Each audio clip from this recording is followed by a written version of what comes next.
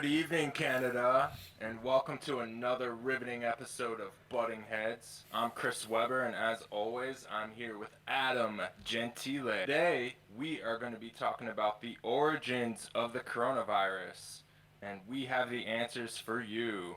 And also, we will be ending talking about why millennials are earning 80% less than their parents did at that same age. So it's a very interesting question, and some people on Reddit had some very interesting answers. But Adam, we're going to start with you. Coronavirus, where did it come from? You could just tell everyone. All right. You can just let them in on the I will secret. say the definitive answer right now.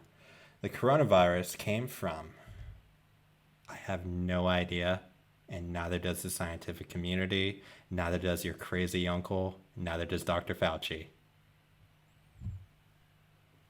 Amen to that. It's true. So what are some things that have been in the news? As a lot of people have probably seen, but yeah, just hit everyone real quick with what's been in the news and So, kind of the yeah, debate around it. yeah, the biggest issue, or at least the biggest thing that probably came out this week, the week of like the 1st through 4th, is the Washington Post receiving a bunch of Fauci's emails through FOIA requests. And what we found is one, a lot of this stuff is redacted. Two, the man apparently responds to almost every single email he gets. I don't know what his generation, what's wrong with his generation, because oh my gosh, I know Noam Chomsky does the same thing, and that's just crazy. And three, and a lot of it just really isn't interesting. But okay, but so in the news though, this sort of we've seen people on the right sort So, of saying y- that yeah, okay, that this is a lab leak, that yeah, they like that the liberal media and people are lying to convince us it's not a lab leak because they're trying to cover for China and they're all in on China. And so just give the audience some of your thoughts on that. Yeah, so what pretty much happens, which happens a lot with this, like whenever there's like a huge info deep or info drop or whatever, like hyper partisans or conspiracy theorists will like literally take like one little piece and keep it completely out of context. So, for instance, in this case, Fauci was emailing like some woman who was like doing from like an institute who was like about to like write a paper on on like in the for the Lancet Journal, which is one of the biggest medical journals like in America and like in the world as well. And in like one of those like correspondence, like lab leak theory came up, and in it there was pretty much like so like they both threw out like I don't know or whatever, and then like 4 days later, but like what like the conspiracy theorists won't tell you is that this same woman 4 days later would say and give like reasoning of like, well, based on further review of like the evidence and whatnot, like we believe that like there's no link to lab leak theory, or we believe that at this moment there isn't enough evidence to bring forth lab leak theory.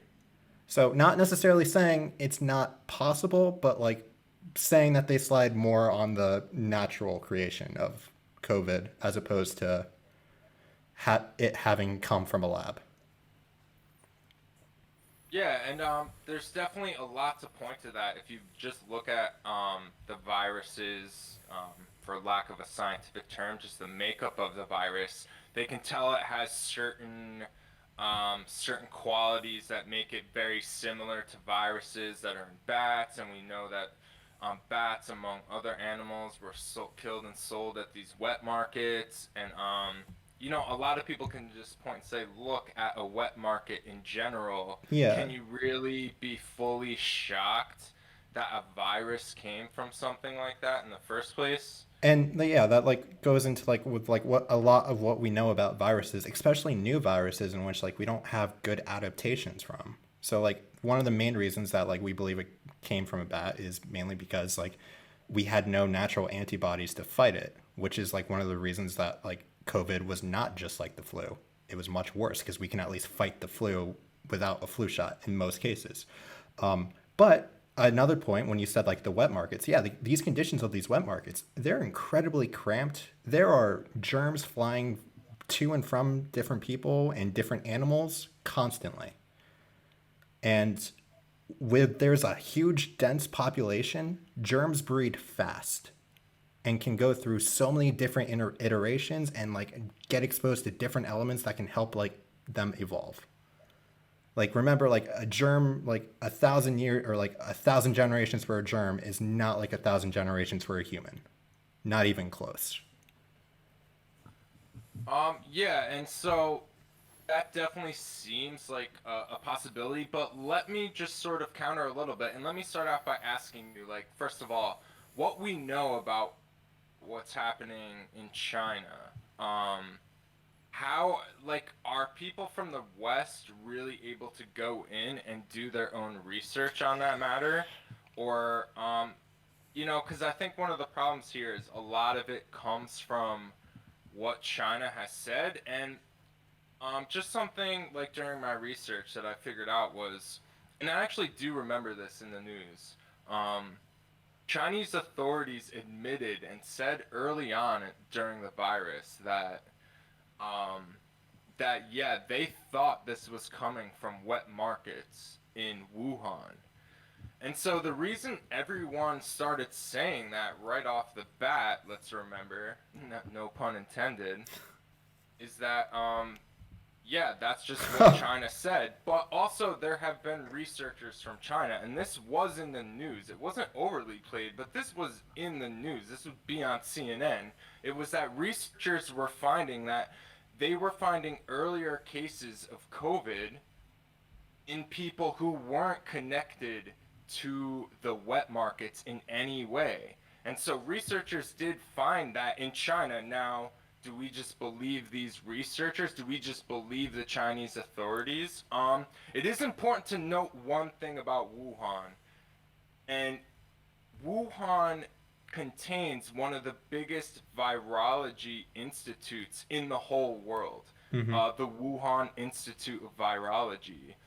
And, you know, this isn't just, yeah, this is one of the biggest ones in the world. This isn't just a virology center.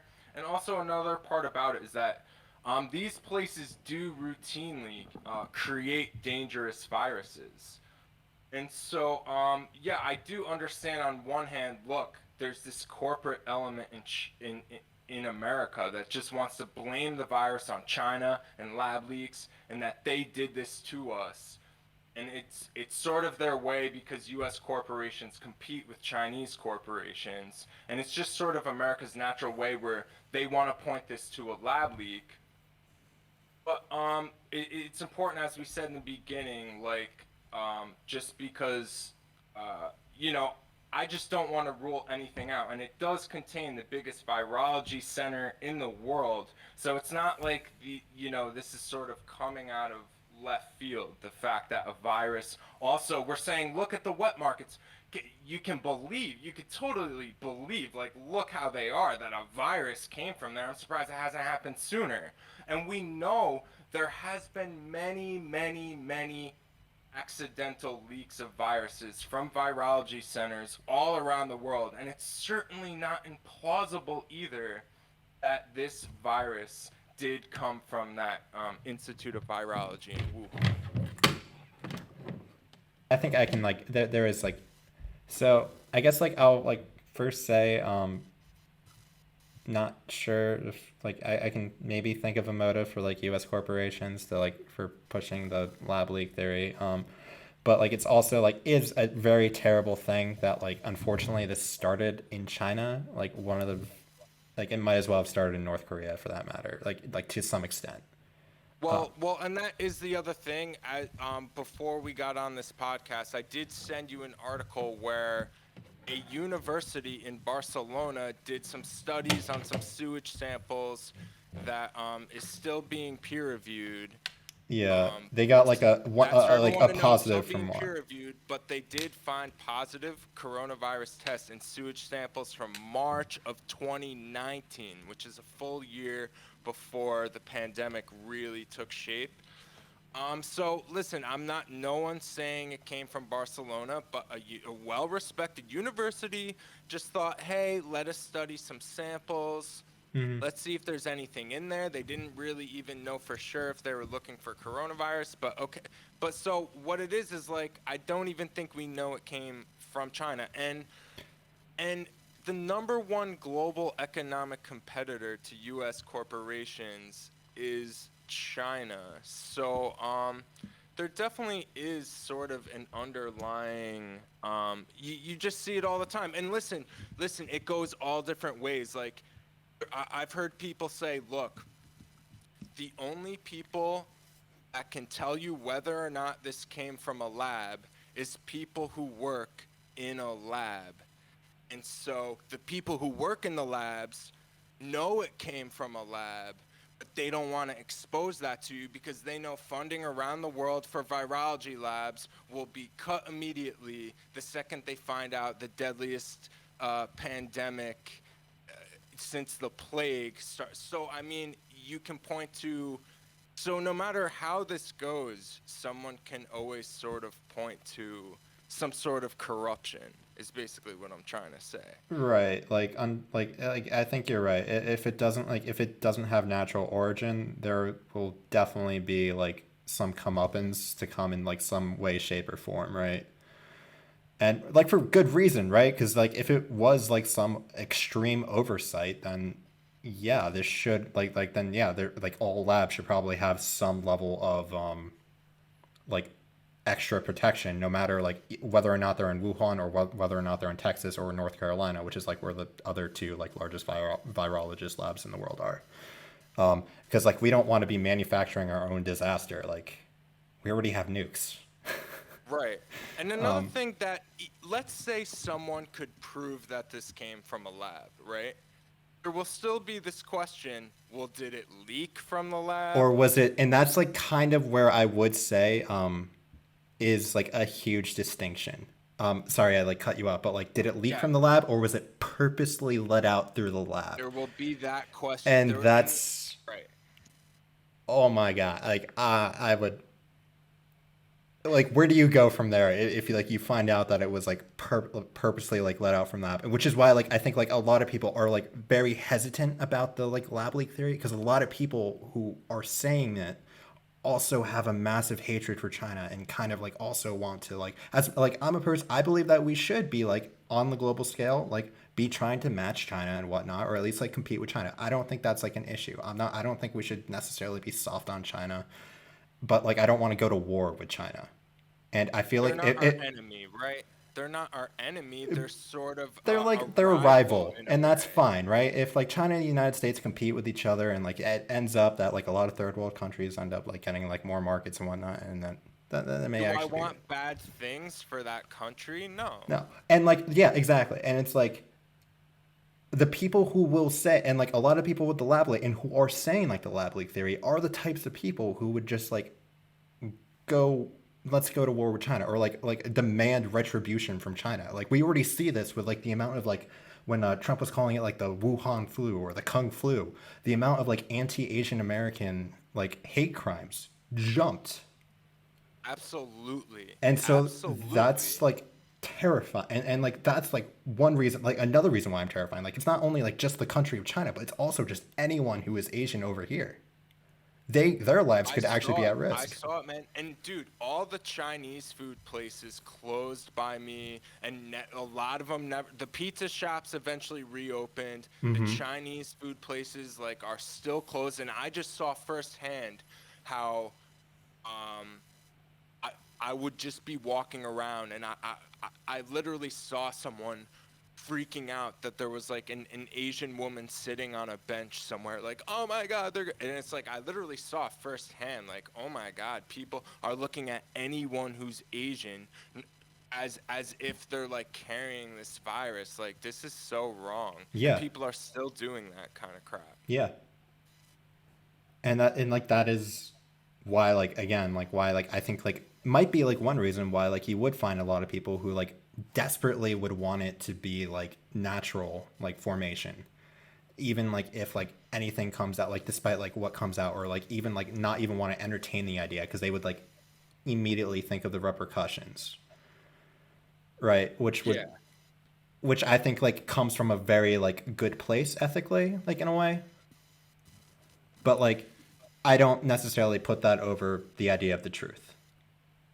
Yeah, and It's a I think that's really what it's about. Like, I want the truth. I don't care about the angle. I don't care. Oh, this person's corrupt because it was a lot. That person's corrupt because it was natural. That person's corrupt because they're saying it was from here. Like, there's a corruption angle no matter what your theory on where it came from is.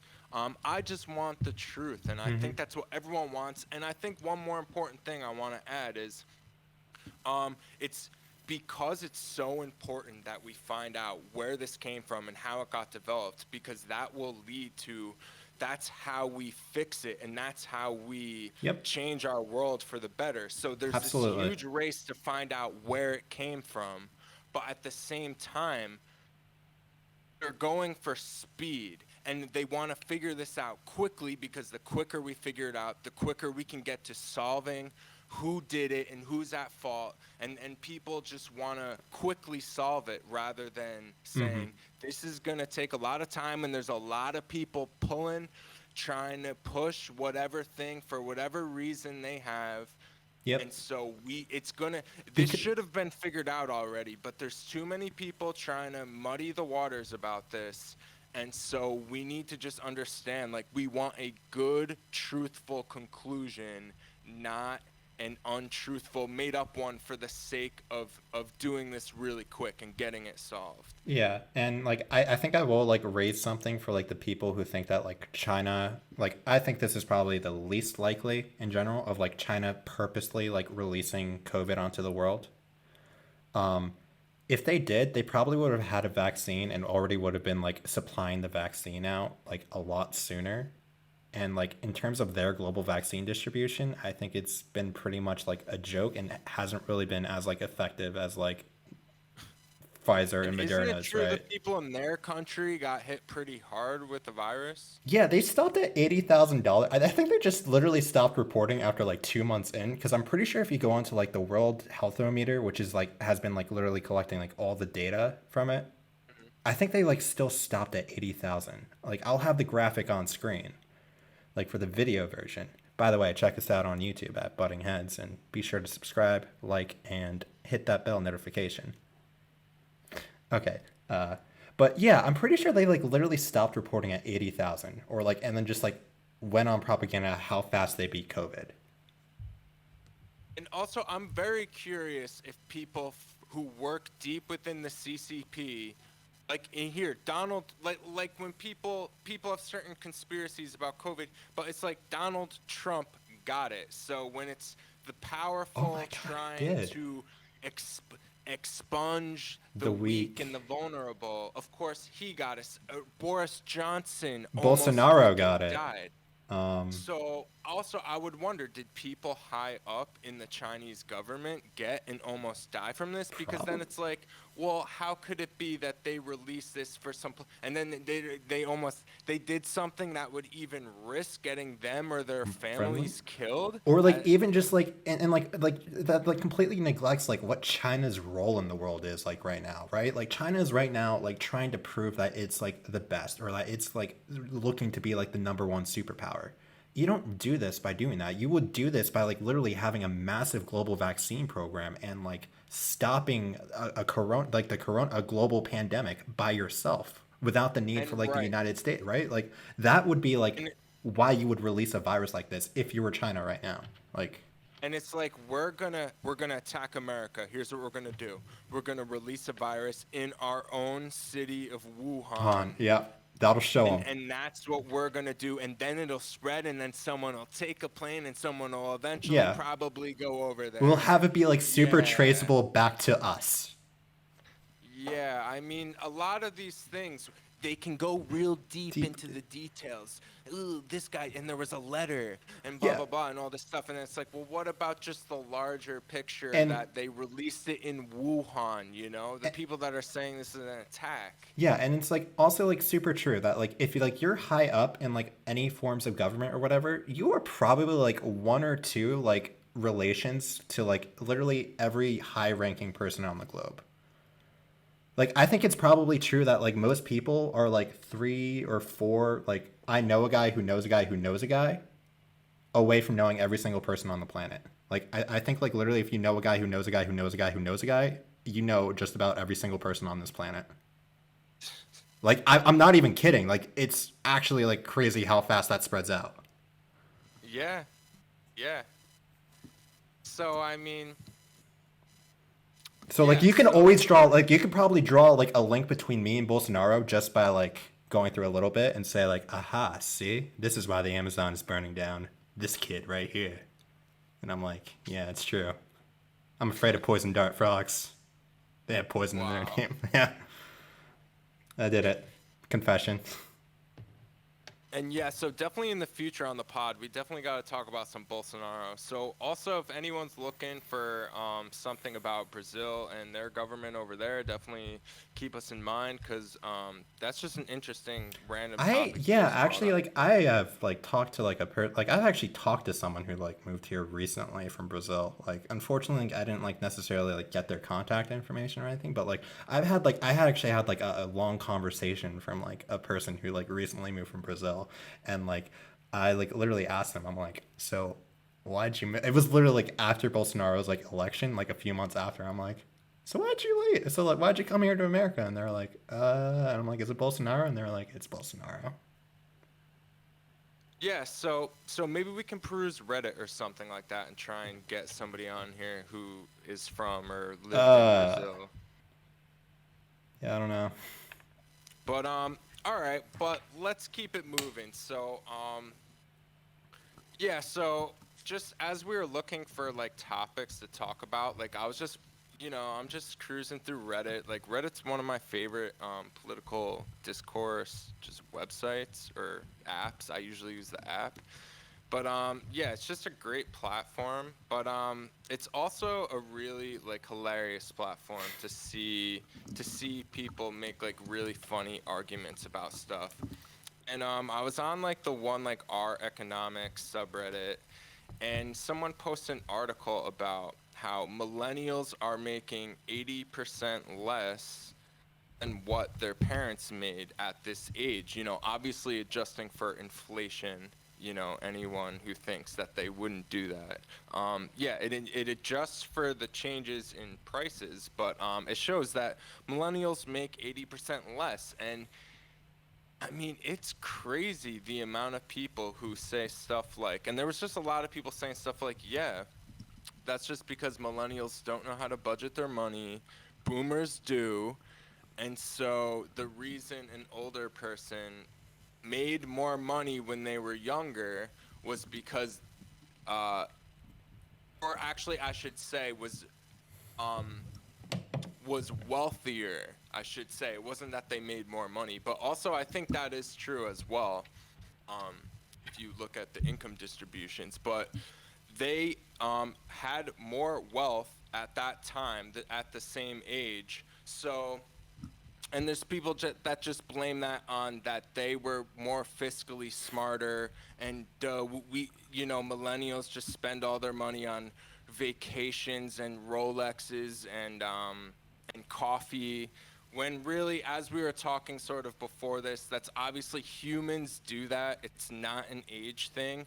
And the reason that millennials aren't doing as well has very little, if any, to do with especially people brought up balancing a checkbook. The fact that people don't balance checkbooks, and millennials, since they don't balance a checkbook, they can't understand the finer points about saving money, and so that's why they're 20% less wealthy than their parents. So Adam, I'm gonna bring you in on this.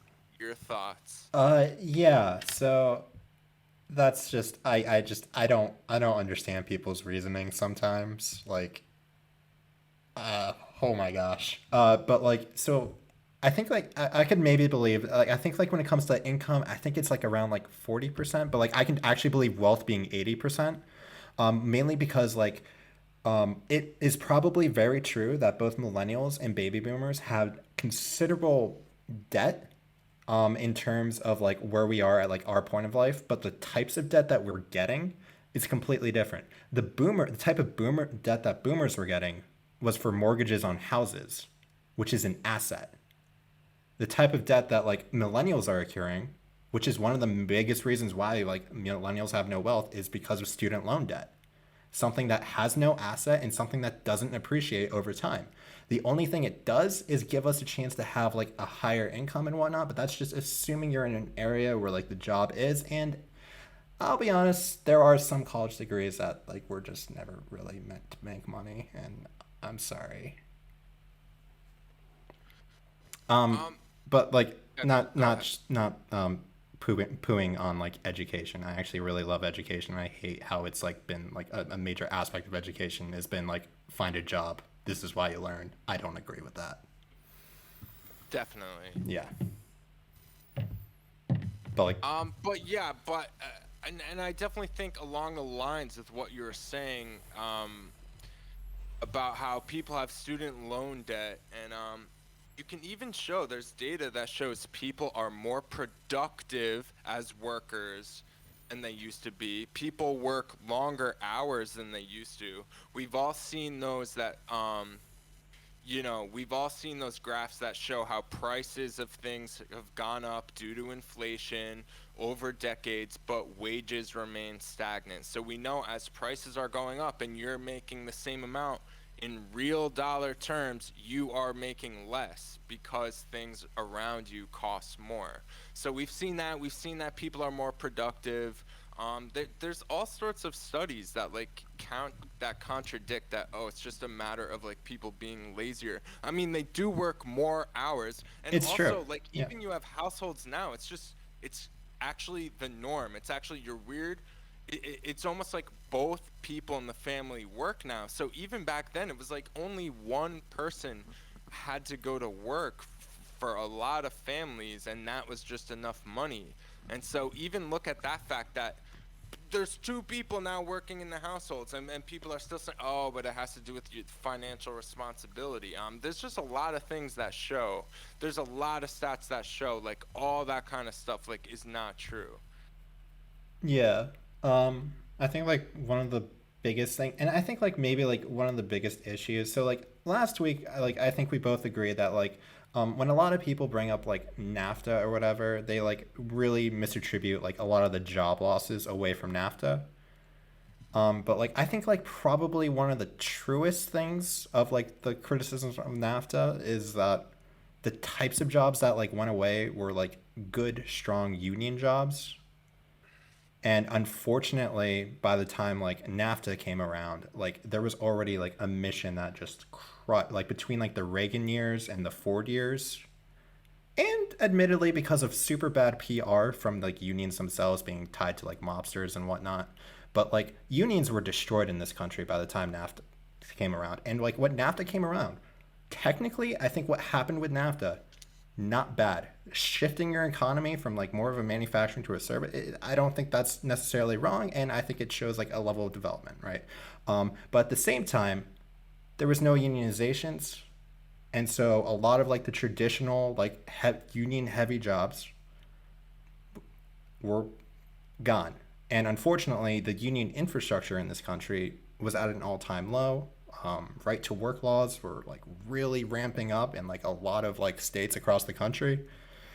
And I think that has really caused a lot of issue with like not necessarily like college educated millennials, but like even just standard millennials who like went for a certificate or like maybe who dropped out of college because like they found out it's not their thing. Yeah.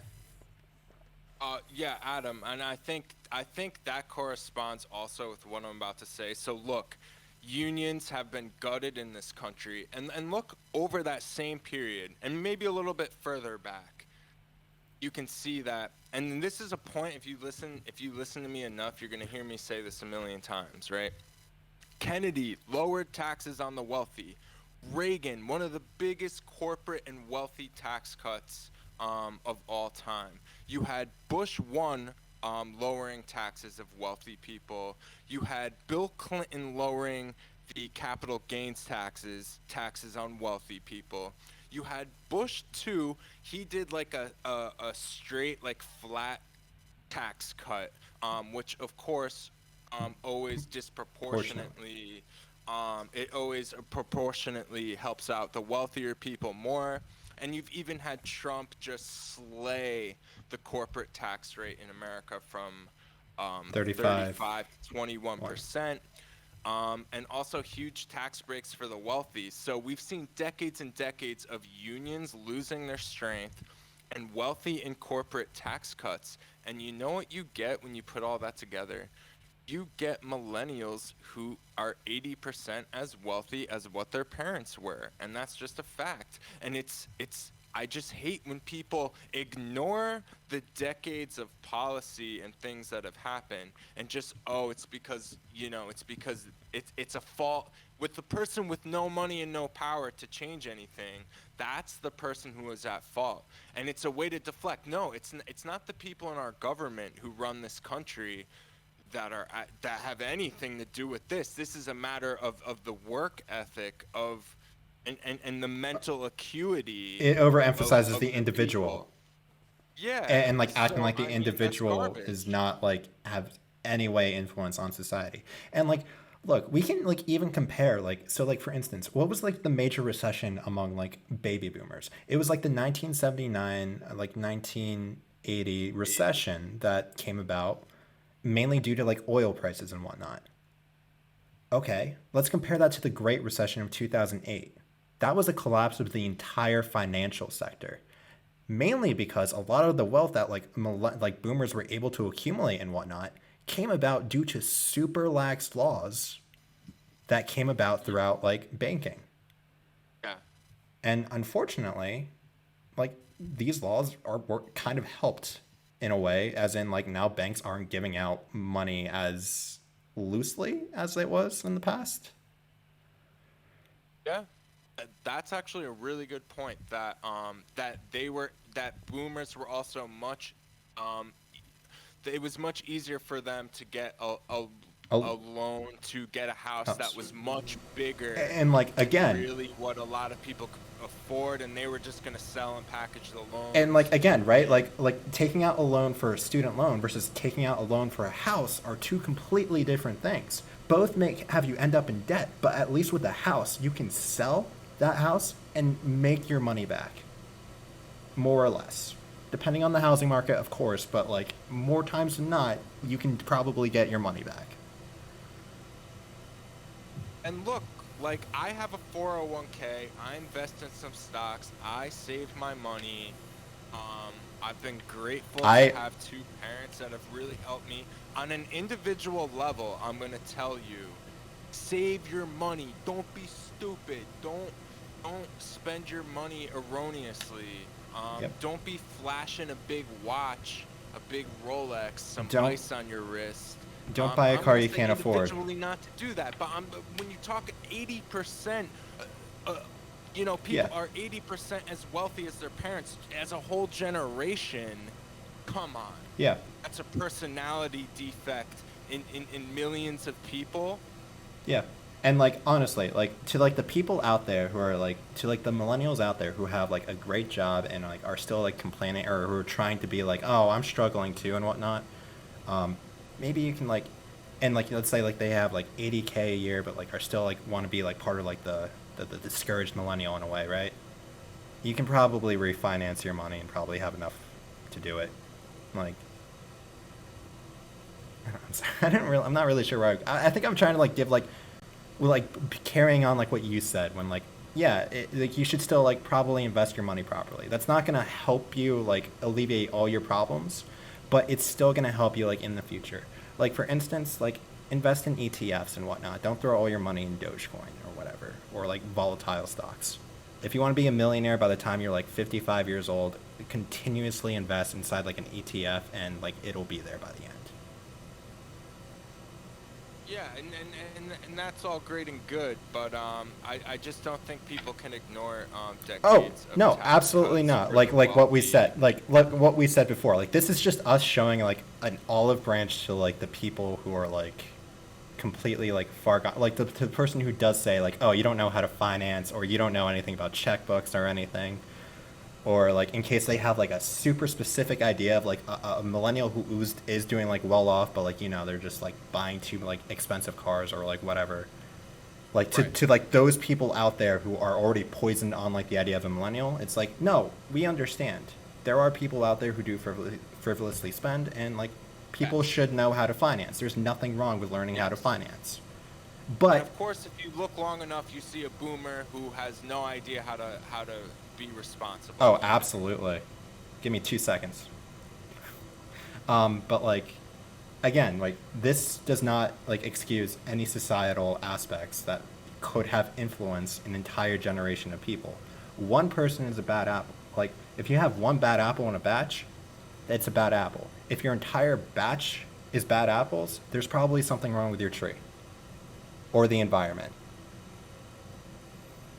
And I'm just sort of sick of old boomers sitting in their houses and saying and just all the flack that they give towards the younger generation. And I don't know like if anyone actually notices this. Like every time you're in a Walmart and you see someone like freaking out about nothing at the like customer service station, is oh, that's always a millennial, right? It's always an entitled millennial, right? But wait, when you think about, oh no, it's almost always like a boomer, and they sort of act like they're the perfect generation. Oh, we're so into our phones.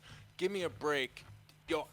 I see all sorts of people. I see Glenn Greenwald and Ryan Grimm and Cenk Uygur and people all over Twitter who are like who don't classify as millennials. Those guys are all like actually like pretty old. There's people all over Twitter who are like Twitter fiends. It's like this person's like 50 years old. I see Oh, older people with their we phones also like know like who posts on addicted Facebook to the most. technology. Like we also Yeah. know like boomers post most on Facebook and like are actually more likely to actually spread like misinformation and whatnot because they actually don't have any idea of how to fact check on the internet because they didn't grow up with it. And this isn't necessarily just a hate on boomers, but this is kind of a hate on boomers. And you know what? Well, You guys it's deserve it more of it's sometimes. more of just like a throwback. Like, okay, you can point out faults in people, but I can. We Oh can yeah, we can like turn that's it the around on perfect. you, They right? just knew how to pull themselves up by the bootstraps, and they just knew how to do a man's work. And then all these sort of ideas that come with like All of being a these boomer. filthy hippies, reformed hippies with their stupid rock music Right. and their Yeah. drugs and their Yeah. profanity and their promiscuity. Like, come Who on, would have people. guessed? Who would Come have on. guessed that the people who spoke out against the war in Vietnam were gonna grow up to be such just like manipulated What were they like called? Oh, man. Suits. Just a bunch of suits.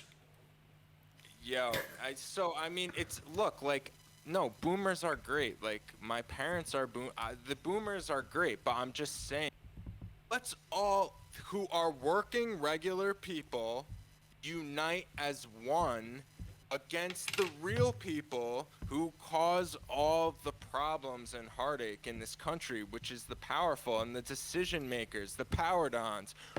Why don't we instead join forces rather than just sit there? They're going to sit and turn the millennial for what's going on economically in this country is just turning around and pointing at the completely wrong person in my mind. This is when you say workers of the world unite. Is that like a That's main saying? that's like the what the Socialist International does. Or I'm not a socialist in case anyone was wondering, but I do have a soft spot for a lot of those ideas. So hey, workers of the world unite. Let's do it. All right.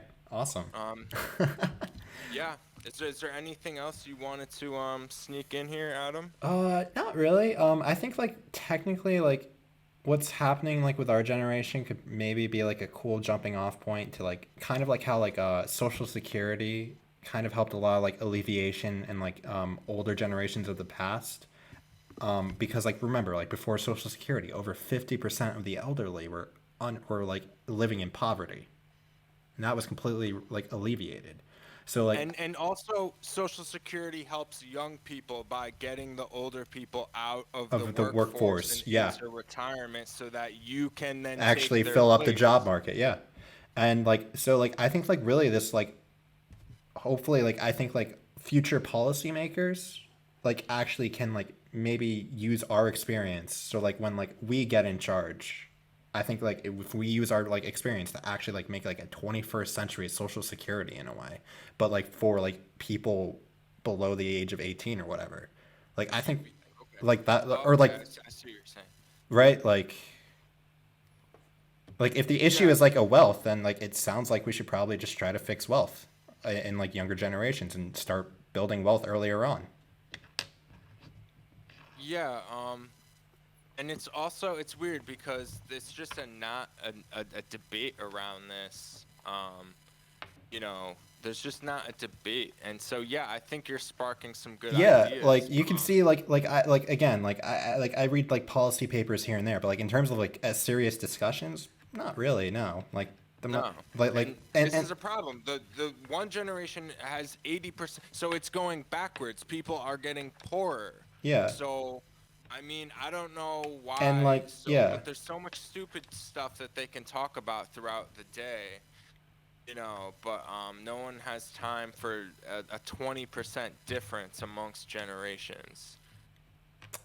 like we just really need to like go down on Washington and just make a huge ass spectacle, and that will start actually like a conversation, a topic around it. Well, yeah, and I think in general, as a people, we do have to start looking into more options like that. Like, there definitely needs to be more organized, Oh yeah, absolutely. organizing around this kind of stuff. And like not even like around like like I would also like add on like not even like on national issues, even on like local issues as well. So like for instance, like if you have like an issue with like teachers pay, or like you want to advocate for higher teachers pay in like your elementary schools and whatnot, you can totally get a group of like people in your town together and like lobby like your board of education. Like it's not as like I know like it's not like unfortunately it's not as like sexy as like a wide scale like climate change Yeah, protest, but like that is actually like something where like you have yeah. a I mean, lot of power to actually do and probably can influence, because who puts in the board of education? People in your town. yeah. Like that's super So yeah, localized, and like that can be like making a huge difference in the world. And like police unions as well. Police unions are heavily municipal by like municipality. yeah, and so that's true as well.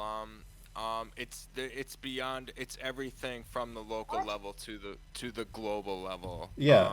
There needs to just, because yeah, that stuff sort of falls on the wayside, and I think people, in order to have a real movement where we gain the power back and when we gain the strength of this country back, it's gonna happen on every level of the government for sure. Yeah, and a lot of times the national just gets like too focused upon, and like the weird thing is like the local level you can actually like enact change a lot faster and whatnot. Absolutely. And it goes by a lot less noticed, Yeah, there exactly. Like probably nobody won't be like a this huge is backlash. actually like super proven, and you can find this with like the decline of like local papers. Nobody cares about local news. Yeah, that's This sad. is That's like very sad. as like a local as like a person who has done like local journalism, nobody cares, and it's terrifying, and like that is a hyper critical industry that like needs to be saved. Yeah. And so I think we should put a pin in it here. Yeah. No. Yeah. Um Thank you for anyone who's made it this far. We truly appreciate you. Adam, any last thing you want to say? Be sure to hit us with your crazy COVID conspiracy theories in the comment section below. I would love to read them. And be sure to like the video, subscribe, and have a nice Good day. night, Canada.